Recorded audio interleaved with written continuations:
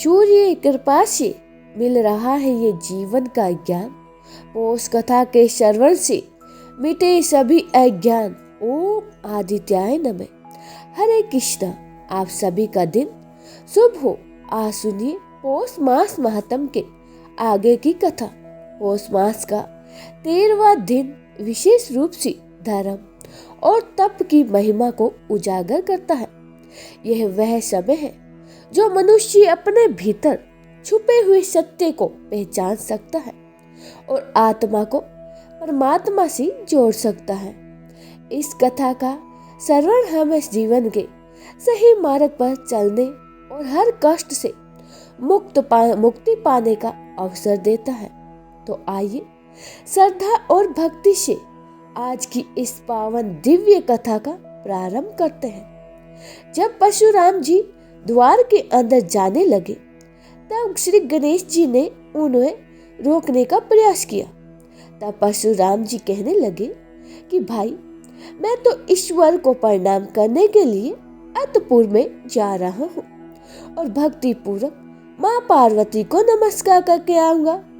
तुरंत ही घर को लौट जाऊंगा। जो सर्व गुण निर्गुण भक्तों के लिए अनुग्रह के मूर्त रूप सत्य स्वरूप ब्रह्म ज्योति दया सिद्धू दीन बंधु आत्मा में रमणीय करने वाले मुनियों के ईश्वर पर अपर के रचयिता है। ईशान परमात्मा सबके आदि अविनाशी समस्त मंगलों के भी मंगल स्वरूप है। सभी मंगलों के दाता सात समस्त ऐश्वर्य को प्रदान करने वाले हैं। बसंत मुख वाले शरण में आए हुए की रक्षा करने वाले और भक्तों के लिए अभय प्रदान करने वाले हैं। भक्त वत्सल समृद्धि जिसमें मैंने नाना प्रकार की विद्याओं के और अनेक प्रकार के परम दुर्लभ शास्त्रों को प्राप्त किया है। उन जगदीश्वर गुरु के समय मैं दर्शन करना चाहता हूँ। ऐसा कहकर परशुराम जी गणपति जी के आगे खड़े हो गए। इस पर गणेश जी ने उन्हें बहुत ही तरह से समझाया कि इस समय भगवान शंकर और माता पार्वती जी अंतपुर में और आपको वहां नहीं जाना चाहिए। लेकिन परशुराम जी तो हट करके बैठ गए और उन्होंने अनेकों युक्तियों द्वारा अपना अंदर जाने का निषेध बतलाया। इस प्रकार दोनों में वाद विवाद होता गया। अब गणेश जी विनय पूर्वक से ही परशुराम जी को रोकते रहे, पर जब परशुराम जी ने बलपूर्वक जाना चाहा तब गणेश जी ने रोक दिया। तब परस्पर दोनों ने बाग युद्ध और करतार होने लगा। अंत में परशुराम जी ने गणेश जी पर अपना फरसा उठा लिया। तब कार्तिकेय जी बीच में आकर उन्हें समझाया। परशुराम जी ने गणेश जी को धक्का दे दिया और विकर पड़ रहे। फिर उठकर उन्होंने परशुराम जी को फटकारा। इस प्रकार परशुराम जी ने पुनः कुठार उठाकर और तब गणेश जी ने अपनी सूंड उन्हें बहुत लंबा कर लिया और उनसे परशुराम जी को लपेट कर और घुमाने लगे। जैसे छोटे से सांप को गरुड़ ऊपर उठाकर और लेता है और ठीक वैसे ही अपने योग बल से शिवपुत्र गणेश जी ने भी उन्हें उठाकर सतवित कर दिया और सप्त द्वीप सप्त पर्वत सप्त सागर भूलोक भुवनलोक सौरलोक जललोक तपोलोक ध्रुवलोक गौरीलोक शंभुलोक उनको दिखा दिया। फिर उन्होंने गंभीर समुद्र में फेंक दिया और जब वे तैरने लगे तो पुनः पकड़कर उन्हें उठा लिया और घुमाते हुए वैकुंठ दिखलाया और फिर गोलोक धाम में भगवान श्री कृष्ण के दर्शन कराए। उस समय भगवान रत्नाभरण में विभूषित होकर रत्न निर्मित सिंहासन पर आसीन थे। राधा जी उनके वक्ष स्थल में सटी हुई थी। तेज में वे करोड़ों सूर्य के समान प्रभावशाली थे। उनकी दो भुजाएं भी थी। हाथों में मुरली शोभा पा रही थी। परम मनोहर रूप था और वे मंद मंद मुस्कुरा रहे थे। इस प्रकार श्री कृष्ण के दर्शन कराकर उनसे बारंबार प्रणाम कराया। ये संपूर्ण पापों का पुण्यता नाश कर देने वाले इस देव श्री कृष्ण के दर्शन कराकर गणेश जी ने परशुराम जी के भ्रूण हत्या जनित पाप को दूर कर दिया। यह तो पाप जनित यातना भोगे बिना नष्ट नहीं होती, किंतु परशुराम जी को थोड़ी ही भोगनी पड़ी और सब श्री कृष्ण के दर्शन से ही नष्ट हो गए। क्षण भर के बाद परशुराम जी की चेतना लौट आई। तब वे वेग पूर्वक भूतल पर गिर पड़े। उस समय उनका गणेश जी द्वारा किया गया सत्य भवन भी दूर हो गया।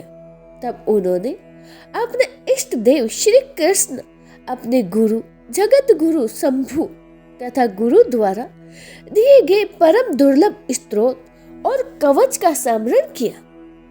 मुने तदनंतर ही परशुराम जी ने अपने अमोघ फरसे को, जिसकी प्रभा ग्रीष्म ऋतु के मध्याह्न कालीन सूर्य की प्रभा से भी दुगुनी थी और जो तेज में शिव जी के समान था, गणेश जी में चला दिया।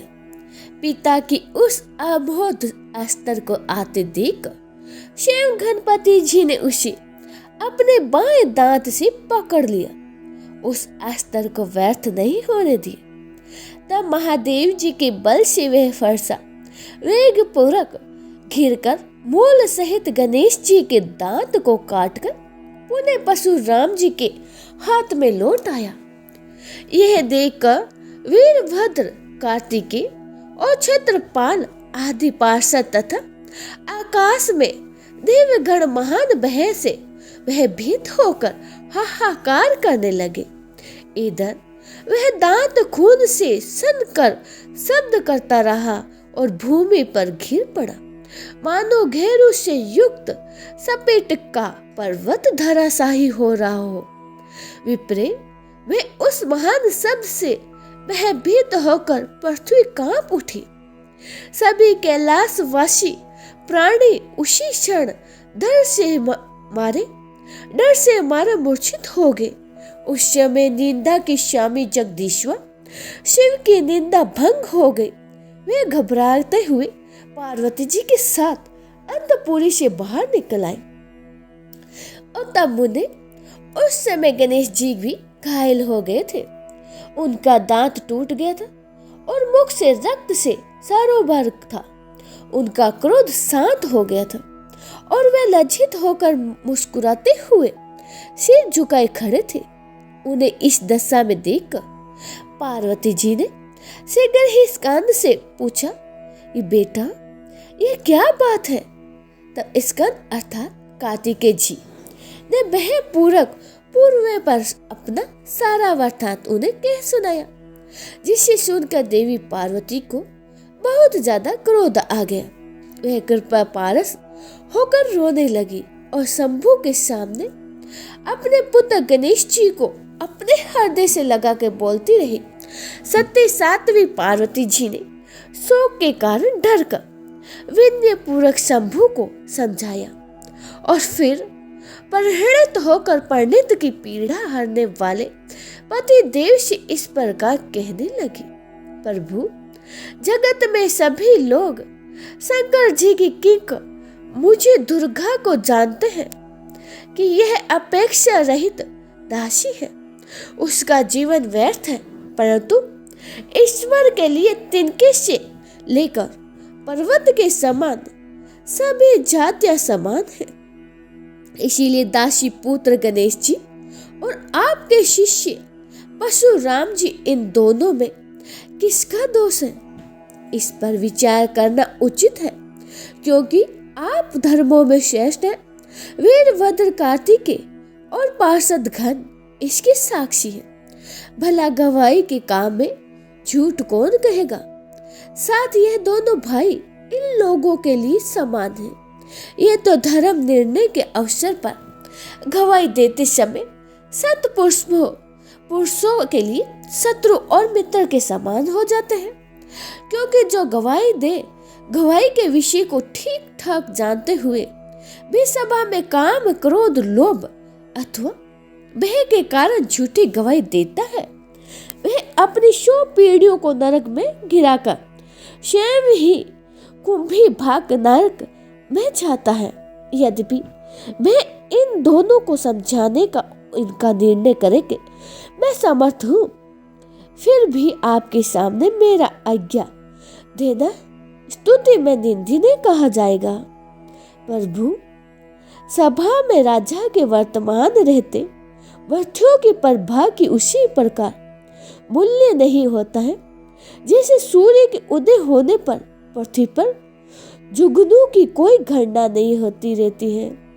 सदा ही परित्याग के भय से ही डरी हुई मैंने चिर काल तक तपस्या करके आपके चरण कमलों को प्राप्त किया है। इसीलिए हे जगदीश्वर, हे जगन्नाथ, दारुण पुत्र स्नेह के कारण क्रोध, शोक और मोह के वशीभूत होकर मैंने जो कुछ कहा है उसे क्षमा कर दीजिए। अगर आपने मेरा परित्याग कर दिया तो उस पुत्र से क्या लाभ, क्योंकि उत्तम कुल में उत्पन्न हुई पतिव्रता नारी के लिए पति 100 पुत्रों से बढ़कर है। जो नारी नीच कुल में उत्पन्न दुष्ट स्वभाव वाली, ज्ञान देह और माता पिता के दोष से रहती हो, वह अपने पति को नहीं मानती है। और उत्तम कुल में पैदा हुई स्त्री अपने निंदी पतित, मूर्ख, दरिद्र, रोगी और जड़ पति को भी सदा ही श्री विष्णु के समान समझती है। समस्त तेजस्वी में श्रेष्ठ अग्नि अथवा सूर्य पतिव्रता के तेज की 16वीं कला की समानता नहीं कर सकते। हे महादान, पुण्य, पर्द, व्रत, उपवास और तप, ये सभी पति सेवा के 16वें अंश की समता करने के लिए योग्य भी नहीं है। उत्तम कुल में जन्मने वाली स्त्रियां के लिए चाहे पुत्र हो, पिता हो अथवा सहोदर भाई हो, कोई भी पति के समान नहीं होता है। स्वामी से इतना कहकर देवी पार्वती ने अपने सामने परशुराम जी को देखा, जो निर्भय होकर शंभु जी के चरणों कमलों की सेवा कर रहे थे। तब देवी उनसे बोली, हे महाभागवत, चंद करके वाली, तुम जगत जननी के पुत्र और योगियों के गुरु, इन महादेव के शिष्य हो। सती साध्वी रेणुका, जो लक्ष्मी जी के अंश से उत्तम कुल से उत्पन्न हुई है, तुम्हारी माता है। तुम्हारे नाना विष्णु है, भक्त और मामा उसमें भी बढ़कर वैष्णव है। तो मनु के वंश में उत्पन्न हुए राजा रेणुका के द्वैत हो, साधु स्वभाव वाले सर्ववीर राजा विष्णु यथा तुम्हारे मामा। तुम किसके दोष से ऐसे दुर्द हो गए हो, इस अशुद्धि का कारण मुझे ज्ञात नहीं है, क्योंकि जिसके दोष से मनुष्य दूषित हो जाता है, तुम्हारे वे सभी मन दोष तो शुद्ध मन में वाले होते हैं। तुमने करुणा सागर गुरु और अमोघ फरसा पाकर पहले क्षत्रिय जाति पर परीक्षा करके पुनः गुरु पुत्र पर परीक्षा की है। कहा तो स्तुति की, मैं गुरु को दक्षिणा देना उचित है, ऐसा सुना जाता है। और कहा तुमने अपने गुरु पुत्र के दांत को ही तोड़ दिया है, अब उसका मस्तक भी काट डालो। शंकर जी के वरदान और अबोध वीर्य फरसे से जो चूहे को खाने वाला सिंहार सिंह और साधुल को भी मार सकता है। जितेंद्री, पुरुषों में श्रेष्ठ गणेश तुम्हारे जैसे लाखों करोड़ों जंतुओं को मार डालने की शक्ति रखता है, परंतु वह मक्खी पर हाथ नहीं उठाता है। श्री कृष्ण के अंश से उत्पन्न हुए ये गणेश तेज में श्री कृष्ण के समान है और अन्य देवता श्री कृष्ण की कलाएं हैं, इसी से इसकी अग्र पूजा होती है। ऐसा कहकर देवी पार्वती क्रोधवश उन परशुराम जी को मारने के लिए उद्यत हो गई। तब परशुराम जी के मन ही मन गुरु को प्रणाम करके अपने इष्ट देव का ध्यान किया और इतने में ही देवी ने अपने सामने एक अत्यंत ही बौने ब्राह्मण बालक को देखा और उसकी क्रांति करोड़ों सूर्य के समान थी। उसके दांत स्वस्थ है, वह शुक्ल वस्त्र शुक्ल युगों पवित्र दंड छत्र और ललाट पर उज्ज्वलित तिलक धारण किए हुए थे। उनके गले में तुलसी की माला पड़ी हुई थी। उनका सर्व रूप स्वरूप मनोहर था, मुख पर मंद मुस्कान थी और वह रत्नों के बाजूबंद कंगन और रतन माला से विभूषित था। वह भक्तों का इस और भक्त वत्सल तथा भक्तों को हाथ से स्थिर मुद्रा और दाहिनी हाथ से अभय मुद्रा दिखाई दे रहा था। उसके साथ ही नगर के हंसते हुए बालक और बालिकाओं का समूह भी और कैलाशवासी आलम सभी ओर से बड़े ही हर्षपूर्वक देख रहे थे। उस बालक की ओर देखा और देखकर पुत्रों और तथा मृत्यु सहित शंभु जी घबराकर सिर झुकाकर प्रणाम किया। फिर देवी ने भी उन्हें प्रणाम किया। तब बालक ने सबको अभीष्ट प्रद आशीर्वाद दिया। उसे देखकर सभी बालक भय के कारण महान आश्चर्य में पड़ गए। फिर शिव जी ने भक्ति पूर्वक उसे ससो उपचार संविधि करके उस परिपूर्ण की वेदो विधि से पूछा की और फिर सिर झुकाकर कारण संख्या में कहने लगे और स्तोत्र द्वारा और सनातन भगवान श्री कृष्ण की स्तुति की।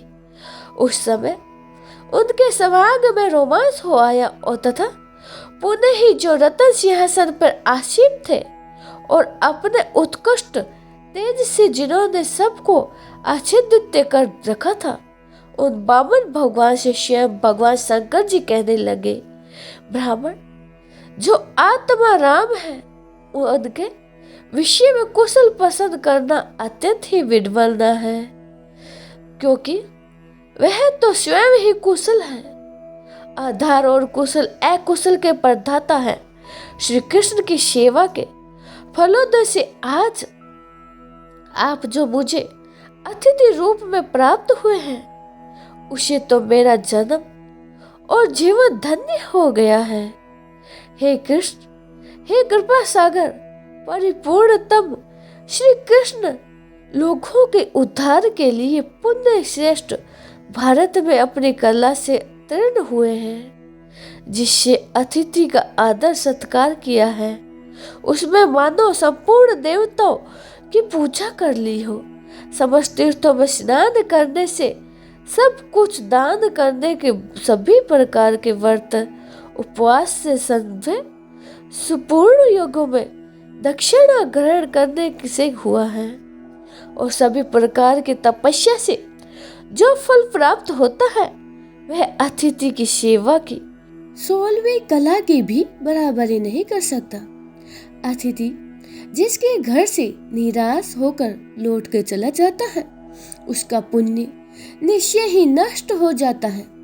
तब भगवान शंकर के वचन सुनकर स्वयं श्री हरि अर्थात वामन भगवान संतुष्ट हो गए और उसमें इस प्रकार बोले कि हे शिव जी, आप लोगों की कोलाहल को जानकर कृष्ण भक्त परशुराम की रक्षा करने के लिए इस समय मैं श्वेत द्वीप से आ रहा हूँ, क्योंकि इन कृष्ण भक्त की कहीं अमंगल नहीं होता है।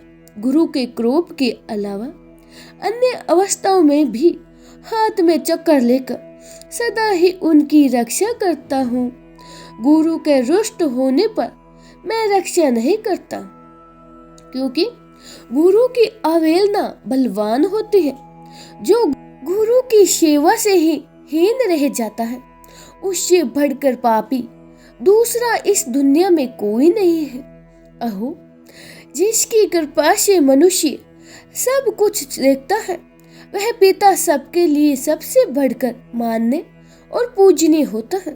वह मनुष्य के जन्म देने के कारण, जनक रक्षा करने के कारण, पिता और विस्तरण करने के कारण कला रूप से प्रजापति है।